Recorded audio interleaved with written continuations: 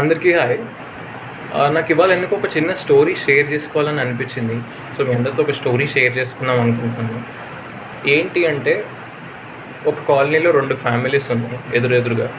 Family 1 and family 2. Each ఫ్యామిలీలో ఒక father, mother and 2 children ఉన్నారనమాట. ఇద్దరికి సొంత ఇల్లులు ఉన్నాయి ఒకే కాలనీలో. అటు ఒక ఇల్లు, ఇటు ఒక ఇల్లు. ఫ్యామిలీ 1లో ఏంటి అంటే, ఫాదర్ చాలా ఫ్రెండ్లీగా ఉంటారు కిడ్స్తో. వాళ్ళ కిడ్స్ చాలా హ్యాపీగా ఉండాలని చెప్పి ఆయన రోజు చాక్లెట్స్, గిఫ్ట్స్, టాయ్స్ అలా కొనివ్వడం చేసేవాళ్ళు అనమాట. ఏది అడుగుతుంది ఆయనకు వచ్చే శాలరీలో మ్యాక్సిమం మొత్తం అంతా పిల్లల సంతోషం కోసం అన్నీ కొనివ్వడాలు అలా చేసేవారు. అండ్ చదువుకోమని కూడా ఎప్పుడు అడిగేవాళ్ళు కాదు. చదివినా చదవకపోయినా పర్లేదులే, వాళ్ళు సంతోషంగా ఉండాలని చెప్పేసి వాళ్ళకి అన్నీ కొనిచ్చేవాళ్ళు అనమాట. బట్టలు, టాయ్స్, అన్నీ గిఫ్ట్స్ ఫ్రీగా ఇచ్చేసేవాళ్ళు అనమాట. ఇంకో ఫ్యామిలీలో ఫాదర్ ఏంటంటే ఆయన అలా కాదు, ఆయన స్ట్రిక్ట్.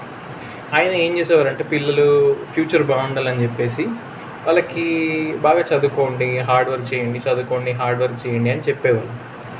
అండ్ పిల్లల ఫ్యూచర్ బాగుండాలని చెప్పేసి ఖర్చులు ఎక్కువ చేయకుండా పిల్లలకి కొనిచ్చే ఖర్చు తగ్గించి ఆ ఖర్చుతో ఆయన అక్కడిక్కడ ఇన్వెస్ట్మెంట్లు చేసి కొంచెం నెట్వర్క్ అనేది గ్యాదర్ చేస్తూ ఉండేవారు ఫ్యామిలీ 2లో. సో ఇప్పుడు ఫ్యామిలీ 1లో ఫాదర్ చాలా ఫ్రీగా ఉండేవాళ్ళు. టాయ్స్, చాక్లెట్స్ అన్నీ కొనిచ్చేవాళ్ళని చెప్పేసి వాళ్ళ పిల్లలకి ఆయన అంటే చాలా ఇష్టం. మా ఫాదర్ మాకు అన్నీ కొనిస్తుందని చెప్పి వాళ్ళకి ఇష్టం.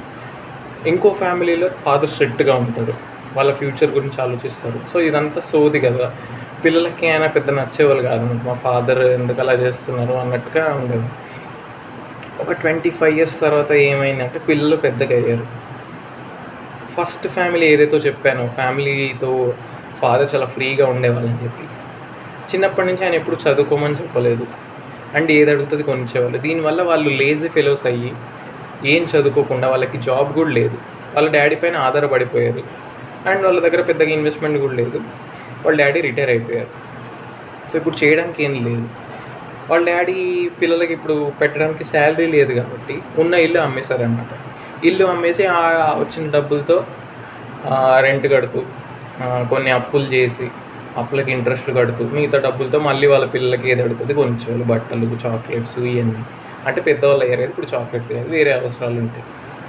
సో ఇంకో ఫ్యామిలీలో పిల్లలు ఇండిపెండెంట్ అయిపోయారు. ఎందుకంటే వాళ్ళ డాడీ చిన్నప్పటి నుంచి స్ట్రిక్ట్గా పెంచారు, బాగా చదివించారు. సో వాళ్ళు ఇండిపెండెంట్ అయిపోయారు. వాళ్ళకి చాలా మంచి జాబ్స్ వచ్చాయి, మంచిగా చదువుకున్నారు, మంచి జాబ్స్ చేస్తున్నారు, సెటిల్ అయిపోయారు. అండ్ వాళ్ళకి పెద్దగా కష్టపడాల్సిన అవసరం కూడా లేదు. ఎందుకంటే వాళ్ళ డాడీ అప్పట్లోనే ఖర్చులు తగ్గించి ఆ వచ్చే ఖర్చుతో ఇన్వెస్ట్మెంట్ చేశారు కాబట్టి వాళ్ళకి సపరేట్గా కొన్ని ఆస్తులు కూడా కూల్ అయ్యాయి అన్నమాట. సో ఇప్పుడు కొన్ని రోజుల తర్వాత ఏమైందంటే, 2 ఫ్యామిలీస్లో ఫాదర్స్ చనిపోయారు, ఓల్డ్ అయిపోయారు. ఫ్యామిలీ 1లో ఫ్యామిలీ అంతా రోడ్డు మీద పడిపోయారు. ఎందుకంటే వాళ్ళు ఏం చదువుకోలేదు కాబట్టి జాబ్స్ లేవు. వాళ్ళ డాడీ పైన ఆధారపడుతూ పెరిగారు లేజీగా. సో ఇప్పుడు వాళ్ళు ఏ పని కూడా చేయలేరు. అండ్ వాళ్ళ డాడీ అప్పట్లో ఇన్వెస్ట్మెంట్ చేసింది లేదు, వాళ్ళ దగ్గర ఏం ఆస్తులు లేవు, రోడ్ పైకి వచ్చేసింది ఫ్యామిలీ. సెకండ్ ఫ్యామిలీ అలా కాదు, వాళ్ళ డాడీ అప్పుడు చేసిన ఇన్వెస్ట్మెంట్స్ వల్ల వాళ్ళు ఇప్పుడు కొన్ని ఆస్తులు అనేది ఉంచుకోగలిగారు, చదువుకోవడం వల్ల మంచి జాబ్స్ చేస్తున్నారు, ఇండిపెండెంట్గా ఉంది. సో ఇది ఒక 2 ఫ్యామిలీస్ మధ్యలో ఉన్న ఒక డిఫరెన్స్ ని చూపించే ఒక స్టోరీ అన్నమాట. సో ఇది ఎందుకు చెప్తున్నాను అంటే, ఒక కంట్రీ, ఒక నేషన్ కూడా ఒక ఫ్యామిలీకి ఎక్కువ తక్కువ ఏం కాదు. ఒక నేషన్, ఒక కంట్రీ అనేది ఒక చాలా పెద్ద ఫ్యామిలీ. ఆఫ్టర్ ఆల్ ఒక ఫ్యామిలీలో ఫాదర్ పెద్ద బాగాలేకపోతేనే ఫ్యామిలీ మొత్తం రోడ్డు మీదకి వచ్చేసింది. అదే ఒక కంట్రీ ఒక లీడర్ బాగాలేకపోతే ఊహించండి ఎలా ఉంటుందో పరిస్థితి.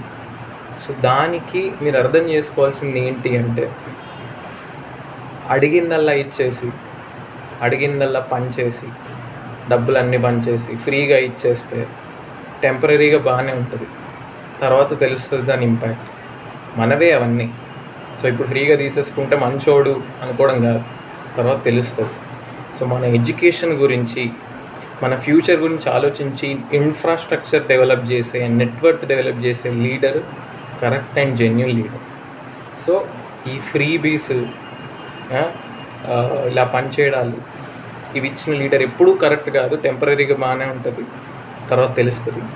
సో ఒక్కసారి ఆలోచించి కరెక్ట్గా డిసైడ్ అయ్యి మీ లీడర్ని మీరు ఎంచుకోండి. Thank you so much. జై శ్రీరామ్, జై హింద్.